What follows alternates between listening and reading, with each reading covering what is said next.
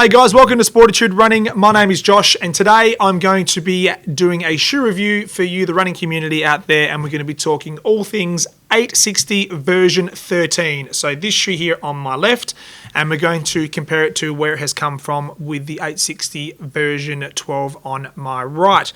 New Balance have, in my opinion, executed one of their best updates in a few years with regards to this shoe. Almost as good as what they had done from the 1080 version 9 to version 10. We saw a huge uptake with that shoe across the market all over the world, and I feel we're going to get the same sort of feedback with regards to the version 13 of the 860. Big upgrade in the midsole, couple of alterations with regards to the execution of the upper, and obviously the outsole complements what they have done with the cushioning system in the version 13. So in today's review, we'll dive into all those fun parts, profile the foot type, give you some comparisons to other shoes out there that come in the same conversation as the 860, give you all the information that you need at home to, who knows, maybe make your next shoe purchase. So, like we always do, let's get stuck in.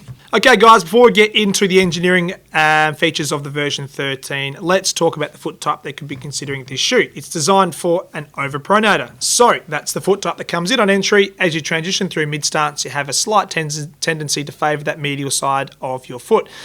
So therefore, New Balance have strategically placed a little bit of dual density foam under that arch to provide that element of transitional support for that overpronator. Now, if you don't know what foot type you are, hit the link above and that will give you, take you to a video that we have done previously with regards to foot types out there.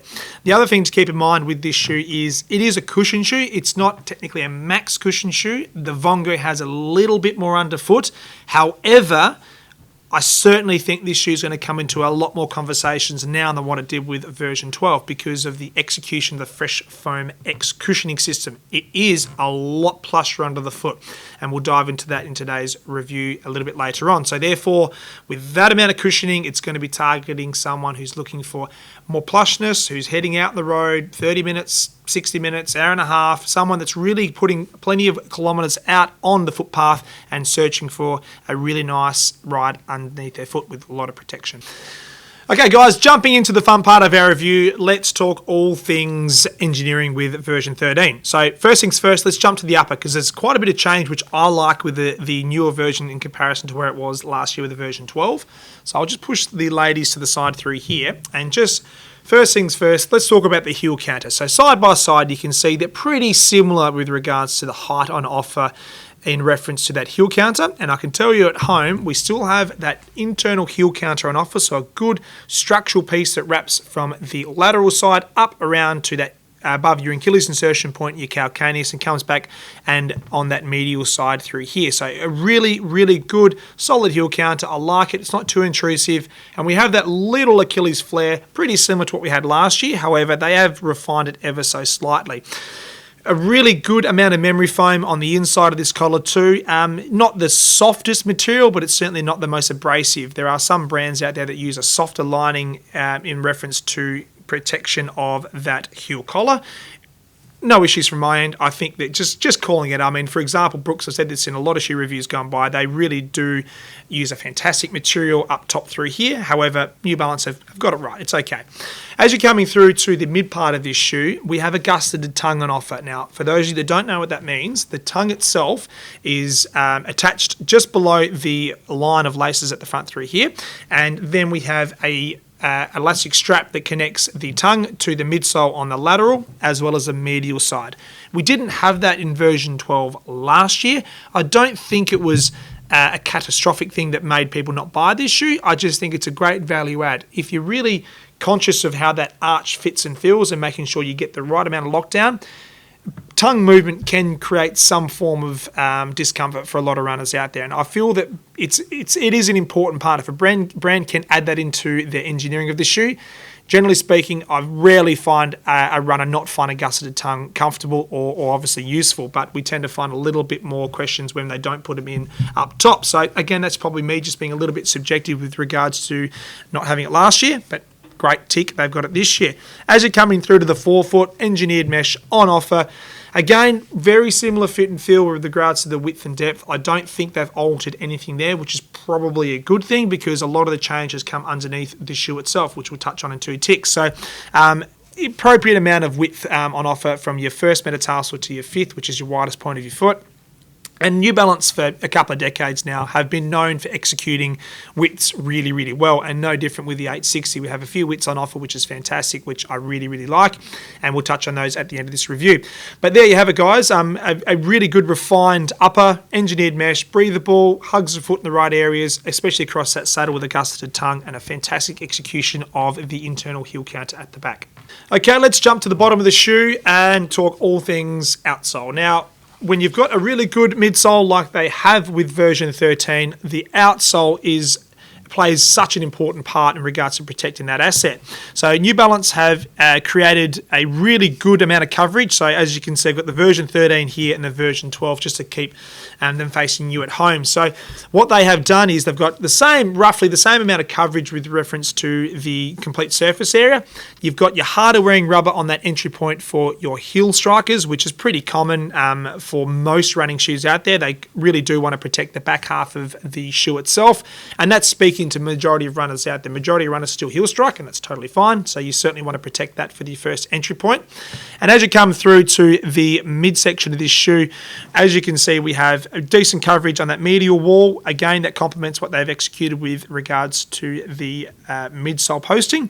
But as you're coming through to the forefoot, we have almost like 2.5 flex screws on offer through the forefoot. In reference to last year, there was a flex groove that went the whole way through on that forefoot, and that was a requirement because the midsole wasn't quite as soft last year. So they needed to make the shoe a little bit more flexible and toe off, and that's how brands can execute a little bit of a nudge and a little bit of encouragement on toe off by just having a deeper flex groove through your outsole, and that's what they did last year with version 12. Not required this year because the midsoles are a little bit softer, especially through the forefoot. Okay, let's talk all things midsole. No new technology has been used with regards to the execution of the 860 version 13. We have Fresh Foam X cushioning system, and we also have an element of fuel cell technology, and both of those cushioning systems or midsole technologies have been used for a few years now across multiple different shoes in New Balance's range. However, when they put them together and they execute them in a way they have done in the version 13, it can make for a very comfortable, very high-performing shoe. And I really, really think, since my time in selling these shoes, almost coming to 2 decades now, the 860 series has always been a really honest, solid, reliable performer. However, I've never really been super excited about this shoe. I've always known what it can do and what it does for a lot of runners out there, and I have a lot of confidence, as do our team here at Sportitude Running, to offer that shoe to the appropriate runner and walker out there. However, this year, I think they've taken their midsole game to a whole nother level. So let's talk all things specs first. Now, we have a 10mm offset, the exact same as last year. However, there's a little bit of inconsistency with regards to what New Balance is saying their stack height is with this year versus last year, and a lot of confusion out there. I can tell you right now, this is a 27mm heel and a 17mm forefoot for that offset of 10mm. So therefore, it's not putting it up into that max category. It's not certainly in that lighter responsive. It really does hit that sweet spot for what we classify as a balanced cushion shoe. 10mm is a pretty common offset for a lot of shoes out there, but we're tending to see a little bit more tendency for brands to come down a little bit lower, entertaining at 8 and 6mm drops. But that being said, this being a 10mm, last year being a 10mm, this is probably going to run a little bit lower in offset because of the density of foam. So last year we had Fresh Foam X cushioning, foam placed on the top layer of this midsole. So what I'm talking about there with version 12, it really didn't take up a lot of the shoe, so a little bit of insertion through the heel unit through here, and as it then gradiently went down through mid to the forefoot, there was an element of Fresh Foam X cushioning system. It was noticeable when you first put your foot in regards to the version 11, going back a couple of years now. However, when you step into the version 13, you know you've got a cushion shoe on your foot. So what that does is it's obviously going to improve that first and fit and feel for a lot of people out there, but it's obviously going to offer a lot more cushioning. So when I referenced before about them both being 10mm, I do think this will run slightly lower in regards to the offset. You're going to get a little bit more compression on entry for your heel strikers, so therefore it may probably perform a little bit more like an 8mm heel to toe drop. That being said though, New Balance have probably counterbalanced that with the fuel cell technology on offer through the Forefoot. So what they have done is they've strategically placed fuel cell in that Forefoot. So a little bit of top layer fuel cell, and as it comes through, it really does fill out the majority of that front half cushioning system. Fuel cell, for those of you that aren't aware, is New Balance's more responsive foam. So Fresh Foam X, really soft cushion, provides plenty of compression on entry, but the fuel cell gives a little bit more back. So therefore, yes, it might sink a little bit more on entry, but New Balance might be counterbalancing that exit with that fuel cell technology to give you that plush push off on toe off. Now, well done to New Balance, because I've done a couple of clicks in my 860 version 13s, and I just think they've got it right. It's really balanced, it's consistent. I feel like I've got enough cushioning and certainly enough response on toe off. Last year, I felt this is a little bit firm for me personally. I could see the person that ran it. I know a lot of people that have used version 12 and have certainly enjoyed it. There might be a deeper conversation when they come in to upgrade their shoes and we're putting the 13 on their feet, but we'll cross that bridge when we get there. I just found that shoe to be a little bit too firm for me. Now, that's okay. I'm not saying what I require is the absolute gospel in regards to shoe technology, but I really like what they have done with the version 13.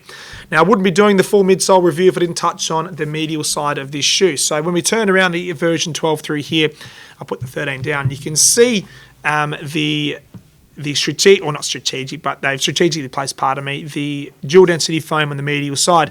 A little bit lower from the foot itself, so the posting does come into play through here. It is a second piece. It's glued into position through that medial side to provide that arch support for your overpronator. I'll just face that way to you at home. However, with the version 13, we have a slightly shallower arch support on offer. Still roughly the same density.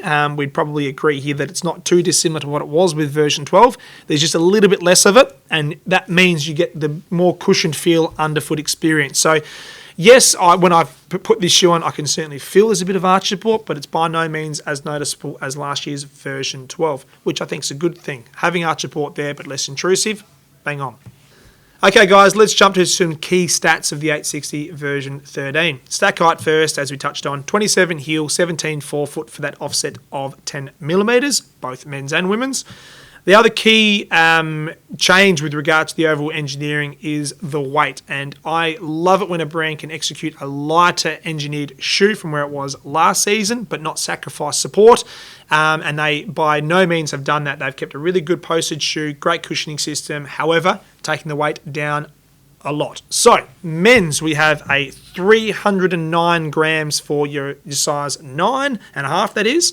Ladies, we've got a size 7.5, and that comes in at 243 grams. Reference to last year, we've got men's was up around 324, and last year was 254. So, it's fantastic to see brands drop their weight, keep the engineering there, keep the stability, and keep the cushioning on point as well. So, New Balance have done exactly that.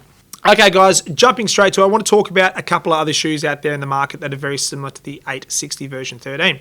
So being that it's covering that category of mild overpronation, a good amount of cushioning underneath the foot, not top shelf cushioning system. We're talking shoes that offer a really balanced ride underneath the foot. So when we're referencing that, we're talking your GT 2000 version 10 and soon to be version 11, and also your Mizuno Wave Inspire version 18 and now soon to be version 19. So both of those shoes have a a mild posting on the medial side, and all three different shoes use different techniques and technologies and engineering to execute that. So it's not an over-intrusive arch support on offer. The other thing too is they have a pretty balanced approach to their midsole execution. So enough cushioning, but an element of response through toe off. One thing I wanted to call out, which is probably different from all three now, and this sort of puts this shoe out of that little silo just a fraction, is that this is now, in my humble opinion, when you're sort of talking shoes under $250, that is targeting a overpronator, this is the most cushioned shoe in that category. So your GTs and your Inspires have a really good execution on dampening that impact on your foot strike, depending if you're a heel, midfoot, or a forefoot runner. But the 860 now is really, really sitting, in my opinion, just on its own. It is a really cushioned, Very balanced shoe. I think New Balance have absolutely nailed the brief with the version 13 of this shoe, and I'm so excited to have more deeper conversations with our running customers out there about what this shoe could do for them and their training.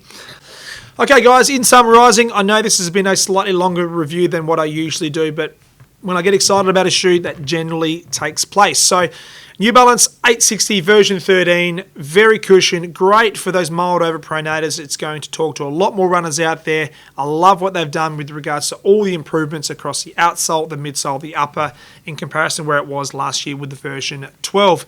And a bit of a shout out to New Balance. They are one brand out there, just like a few others, that are making an extremely conscious effort with reducing their carbon footprint. So with this shoe, across the outsole, the midsole, and the upper, there are components of recycled materials that have been executed and strategically placed into this shoe.